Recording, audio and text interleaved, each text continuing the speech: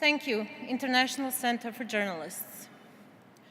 Today, as I stand here in front of you, some of the most respected journalists in the world, I couldn't be more humbled and proud.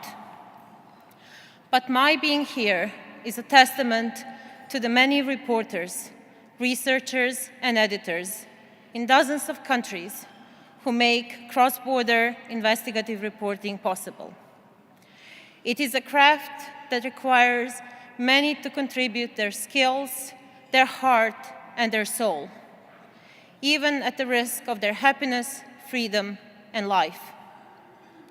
I am here, but there are many more who must remain invisible because they and their family members face arrest. Growing up in a war-torn Sarajevo, I dreamed of being a doctor. But what I needed the most was a job to support my family. My English skills helped me get a good job with the BBC, trying to reform Bosnia's public broadcasting system. I peered into the heart of the Bosnian media and saw corruption, political influence, and a deformed kind of journalism used to destroy enemies, settle personal scores, or justify wrongdoing.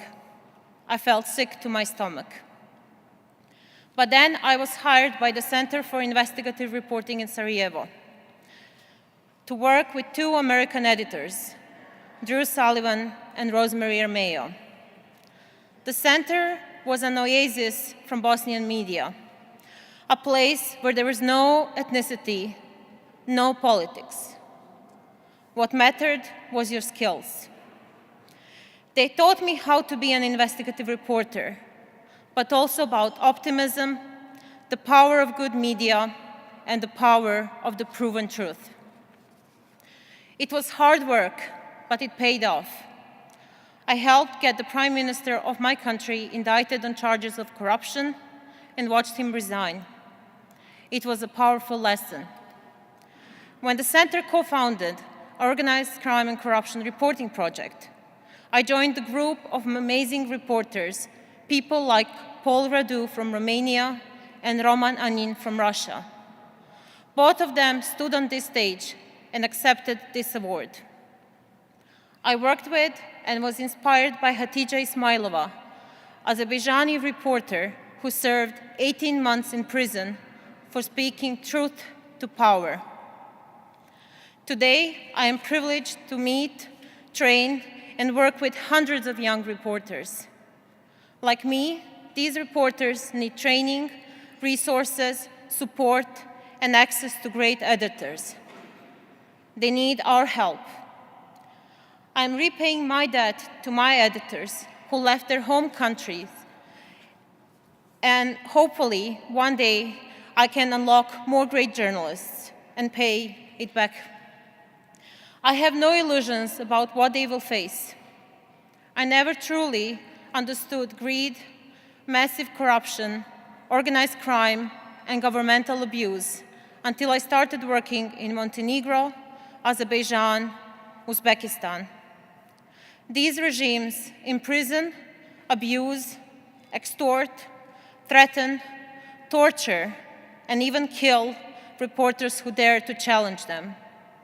My colleagues face these risks every day.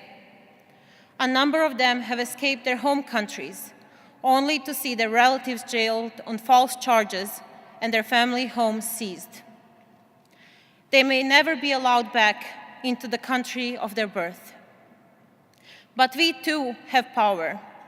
When my friend Hatija was jailed, I worked with Azerbaijani reporters on the Hatija project to document corruption of the first family. Hatija credits the work with helping win her release. In all, our network has been responsible for $4.2 billion in seizures, fines, and frozen assets. We have spoken.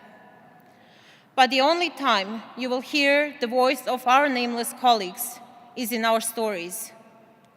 None of us can ever imagine the guilt and the pain they have suffered for the work they do.